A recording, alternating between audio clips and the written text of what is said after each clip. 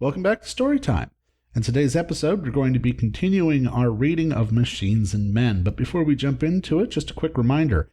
If you're enjoying this program, you can subscribe to this YouTube channel and also find us online at the Creant Reddit at r/CreantWorld. That's where you can submit stories for Storytime and where you can leave feedback on episodes. We hope to see you there. Before we get into it, though, just a quick reminder that Machines and Men is a story that may not be appropriate for all ages. Viewer discretion is advised. And now, Machines and Men, Chapter 14. I've got a feeling that tonight's gonna be a good night. Stephen caravanned over to Meg's apartment and followed her inside. He was somewhat excited to see how she lived, but the apartment, when he got into it, was somewhat underwhelming. It was a simple 3-bedroom, 2-bath rental, and was decorated in the sort of style achievable only by white girls in their 20s with access to a Target. There were colorful cushions and throw pillows everywhere, plastic lamps, and a blanket draped across the back of the couch. It was clean, though of course Meg immediately apologized for the mess, if somewhat uninspired. The plan was that the party guests would mass here before sallying forth for Meg's sister's birthday. Meg introduced Stephen to her roommates, Katie and Beth, who were friendly, though somewhat distant. They got him set up with the TV remote before scurrying into her room and closing the door hurriedly behind her to change. When she finally reemerged, almost an hour later, Stephen could hardly believe the difference. Her usual disheveled bun of brown hair had been tamed, and now fell in soft ringlets to her shoulders. She was wearing a blue strapless dress which rode low enough to show her cleavage, and a black half sweater. And she had applied makeup which was only noticeable because the usual redness around her eyes were gone, as were the perpetual bags of tiredness she carried. The look was capped off with some blue suede shoes with a heel just high enough to raise her up a bit, but not so high as to be uncomfortable. The overall look was lovely. Stephen followed Megan to the tiny kitchen, where she plied him with wine, then returned to the living room where they sat on opposite ends of the couch and talked. Perhaps it was the wine, perhaps it was just that she was in a party mood, but Meg's conversation was far more lively and cheerful than usual. Stephen found himself looking at her smile, and also, though he tried to be subtle about it, at her boobs. Several times he scolded himself for eyeing her like this. After all, he was with Vera, and he never had cheated on anyone in his life. Sure, Meg looked cute, sitting there with her hair down and her legs tucked up demurely, and yes, she was a huge geek and had a nice smile, but he wasn't falling for her. Was he? No. He was firmly set that this temptation would pass. Liz, Meg's sister, when she arrived, was an explosion of energy. She was a little bit taller than Meg, a little bit heavier, a bit more drunk, and way more loud. Liz was dressed in a black tank top that seemed a little too small for her, a short black and white skirt and heels. She had on so much makeup that Stephen thought she could pass for a slutty panda, and was easily the most over-the-top person he'd met in years. She bustled in with a group of her friends, 2 men and a woman, who were introduced, though Stephen immediately forgot their names, before seizing Meg and hugging her.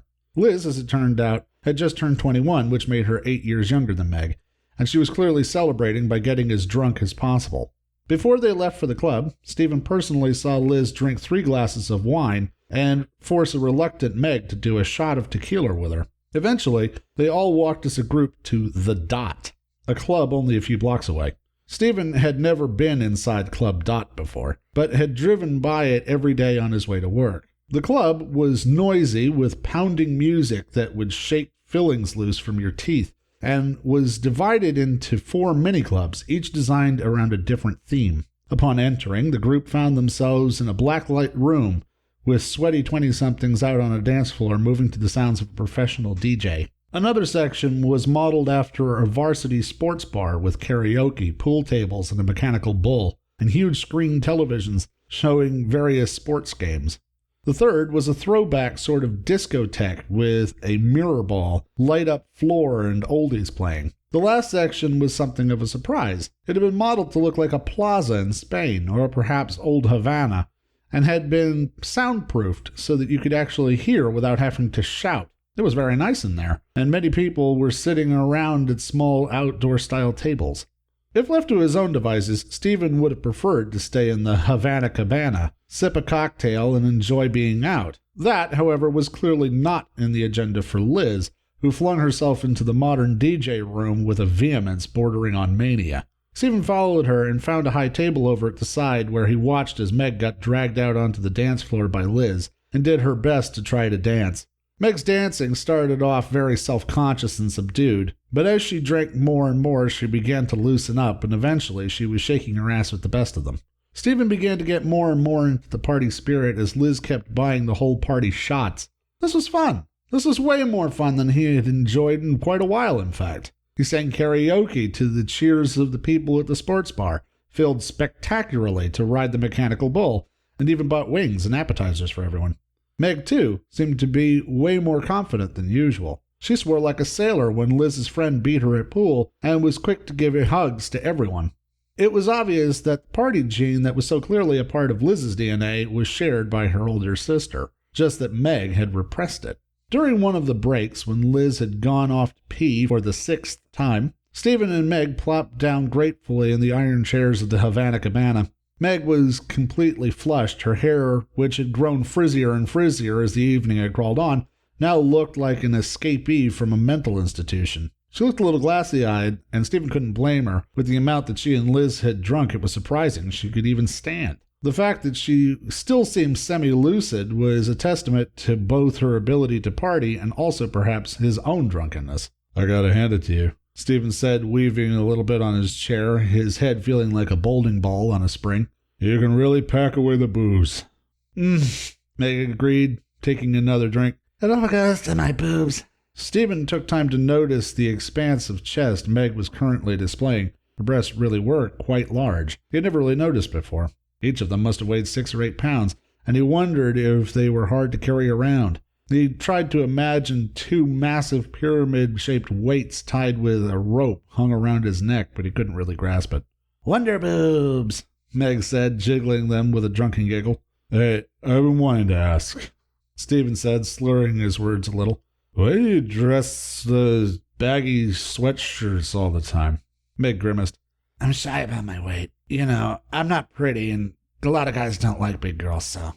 "You're plenty pretty," Stephen said indignantly. "Nah," Meg said with a smile. "Yeah-huh," Stephen shot back. He was indignant on her behalf. Of course she was pretty.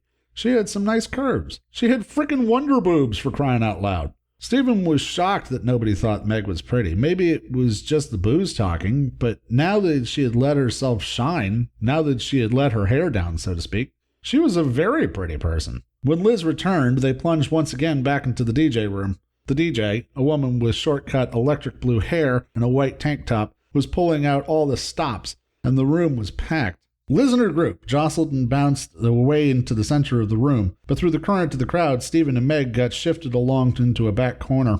Meg was dancing in front of Stephen, twerking her ass towards his crotch. The music was loud, the lights were strobing, and Stephen felt himself drifting away. He felt relaxed, very detached from the whirl of sound and noise around him. When the song changed, Meg turned to face him, raising her arms in the air and shaking her hips. She pressed up against him because of the surge of the crowd. He put his hands on her hips, her soft body pressing up against him, and then he was kissing her. He didn't recall if he had initiated the kiss or if she had, but suddenly her mouth was on his and she was biting his lips softly. He absently knew that he should push her away, that he shouldn't be kissing her, but he made no move to stop her. In fact, he pulled her closer, felt her fingernails dig into his butt and chest, felt her moan into his mouth, insistent and powerful. His hands were on her bare shoulders, and he could taste the alcohol in her breath. The kiss was finally broken by Liz appearing next to them and slapping Meg sharply on the ass. "Yeah, Bridget just threw up in the bathroom. I think we're going to bounce,"